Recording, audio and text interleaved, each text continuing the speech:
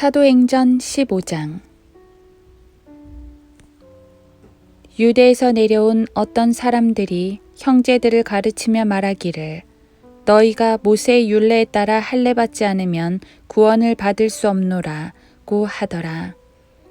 그러므로 바울과 바나바와 그들 사이에 적지 않은 의견 차이와 논쟁이 일어나니 형제들이 바울과 바나바와 그들 중에서 몇 사람을 더 선정하여 이 문제를 규명하기 위하여 예루살렘에 있는 사도들과 장로들에게 올라가도록 하니라. 이들이 교회의 전송을 받고 페니케와 사마리아를 경유하며 이방인들의 개종을 설명하니 모든 형제가 크게 기뻐하더라. 예루살렘에 도착하여 교회와 사도들과 장로들의 영접을 받고 하나님께서 그들과 함께 행하신 모든 일을 설명하니라. 그러나 바리새파에서 믿는 몇 사람이 일어나서 말하기를, 그들에게 할례를 주는 것이 필요하니 모세의 율법을 지키도록 권고하라고 하더라. 그때 사도들과 장로들이 이 문제를 논의하려고 함께 모였는데, 많은 논의가 있은 후에 베드로가 일어나서 그들에게 말하기를, 형제 여러분, 당신들이 아는 대로 하나님께서 오래전부터 우리 가운데 택하시어 나의 입을 통하여 이방인들이 복음의 말씀을 듣고 믿게 하셨느니라. 마음을 아시는 하나님께서는 우리에게 행하신 것과 마찬가지로 그들에게도 증거하시어 성령을 주셨으며 우리와 그들 사이에 어떤 차이도 두지 아니하셨으니 믿음으로 그들의 마음을 정결케 하셨느니라. 그런데 이제 너희가 어찌하여 하나님을 시험하여 우리의 조상이나 우리도 감당할 수 없었던 멍에를 제자들의 목에 걸려고 하느냐. 우리는 주 예수 그리스도의 은혜로 구원받는 것을 믿으며 그들도 마찬가지니라고 하더라. 그러자 모든 무리가 조용해지며 바나바와 바울이 하나님께서 그들을 통하여 이방인들 가운데서 어떠한 기적들과 이적들을 행하셨는가를 설명하니 듣더라. 그들이 잠잠해진 후에 야고보가 대답하여 말하기를, 형제 여러분, 내게 경청하라. 하나님께서 그의 이름을 위하여 이방인들 가운데서 한 백성을 취하시려고 처음에 어떻게 그들을 찾으셨는가를 시므온이 설명하였으니 이것은 선지자들의 말과 일치된 것이라. 기록된 바, 이 일 후에 내가 다시 돌아와서 쓰러진 다윗의 장막을 다시 세울 것이며 또 거기에 파괴된 것들을 다시 세워 일으키리라. 그리하여 남은 자들로 주를 찾게 할 것이며 또 내 이름으로 불리는 모든 이방인들도 그러하리라. 이 모든 일을 행하시는 주가 말하노라. 세상의 시작부터 그의 모든 역사가 하나님께 알려졌느니라 고 함과 같으니라.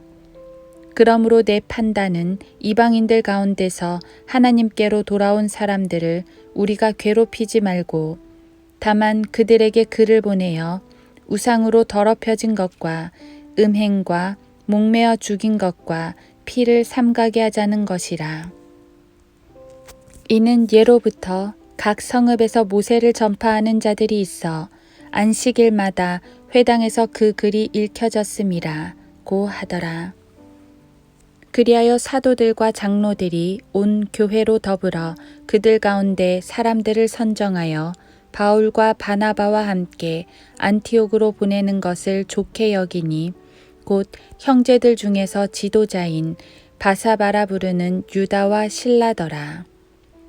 그들이 이렇게 그들 편에 써 보내기를, 사도들과 장로들과 형제들은 안티옥과 시리아와 킬리키아에 있는 이방인 형제들에게 문안하노라. 우리가 듣기로는 우리 가운데서 나간 몇몇 사람이 말로 너희를 괴롭히고 너희의 혼을 파멸시키며 말하기를, 할례를 받고 율법을 지켜야 한다 라고 하는데 우리는 그들에게 그러한 지침을 준 적이 없노라.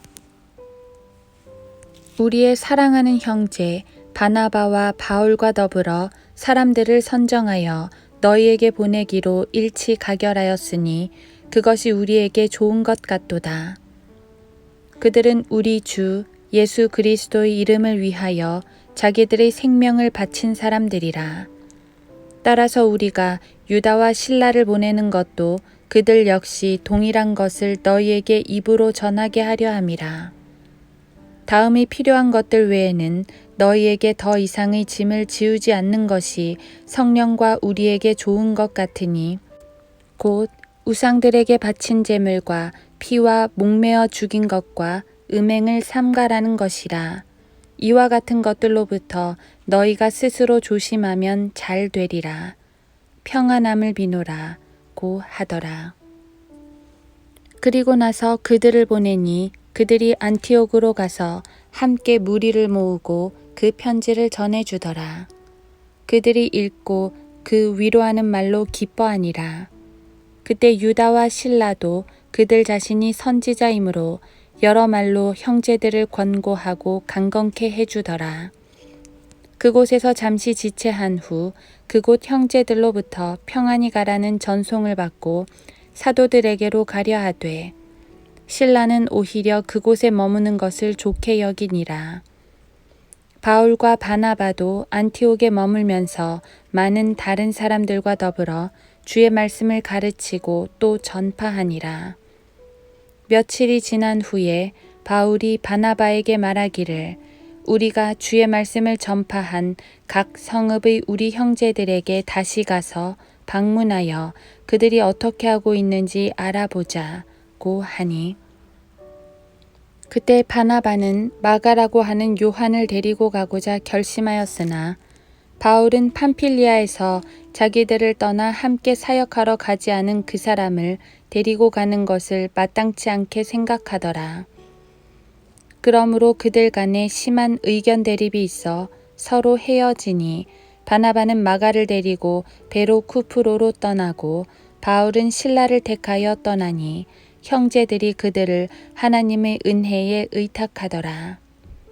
그는 시리아와 킬리키아를 격려하며 교회들을 강건케 해주니라.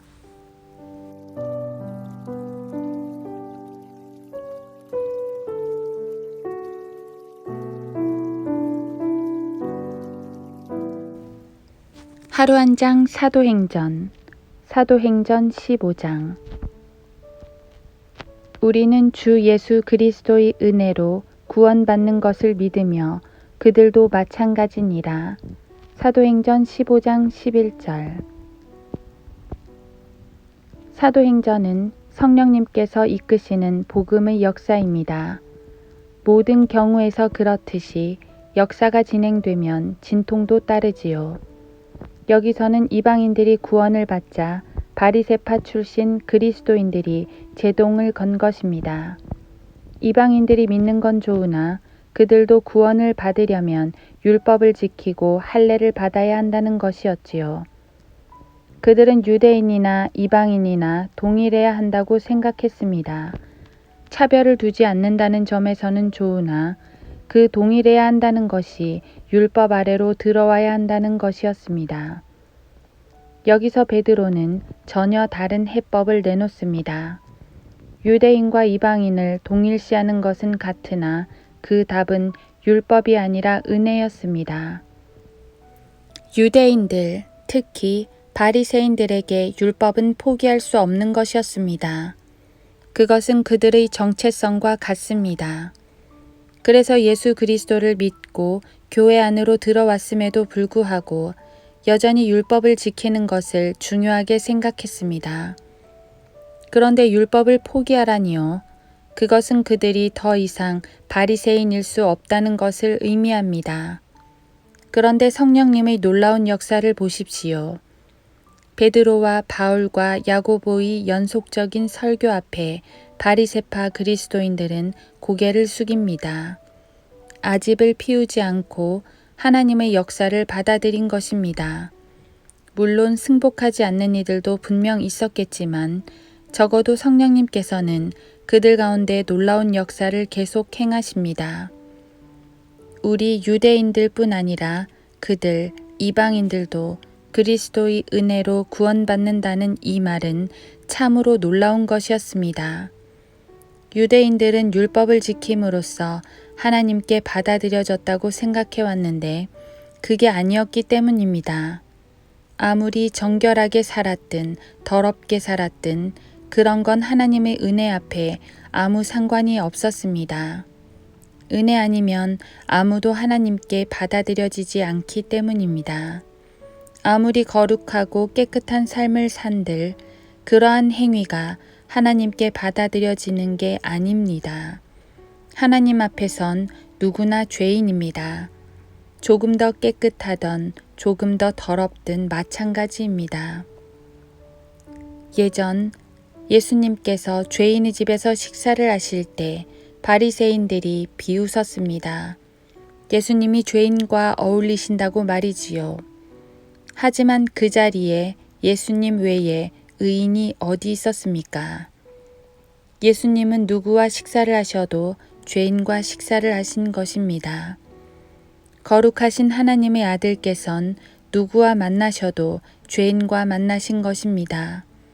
때문에 하나님은 사람의 행위에 점수를 주지 않으십니다. 그렇기 때문에 모든 이들에게 동일하게 은혜를 내리시는 것입니다. 하나님께서 죄인들에게 보시는 건 단 하나, 하나님의 은혜를 받아들이는 마음입니다. 그게 바로 믿음입니다. 믿음은 다른 게 아닙니다.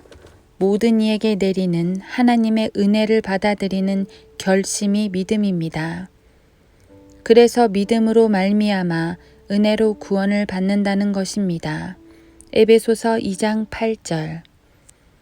예수 그리스도의 은혜, 그것은 그분의 희생을 바탕으로 합니다. 십자가에서 흘린 그분의 피가 은혜입니다. 우리를 위해 채찍 맞아 뜯겨진 살덩어리가 은혜입니다. 홍포를 입으시고 침뱉음을 당하신 그 조롱이 은혜입니다. 저주받아 어찌하여 날 버리시나이까 하고 절규하신 그 외침이 은혜입니다. 그렇게 우리를 위해 죽으신 그 희생이 은혜입니다. 그 은혜 앞에 우리의 행위가 무슨 소용이 있겠습니까? 나를 구원하셨고 지금도 나로 살아가게 하는 힘, 그것은 예수 그리스도의 은혜입니다.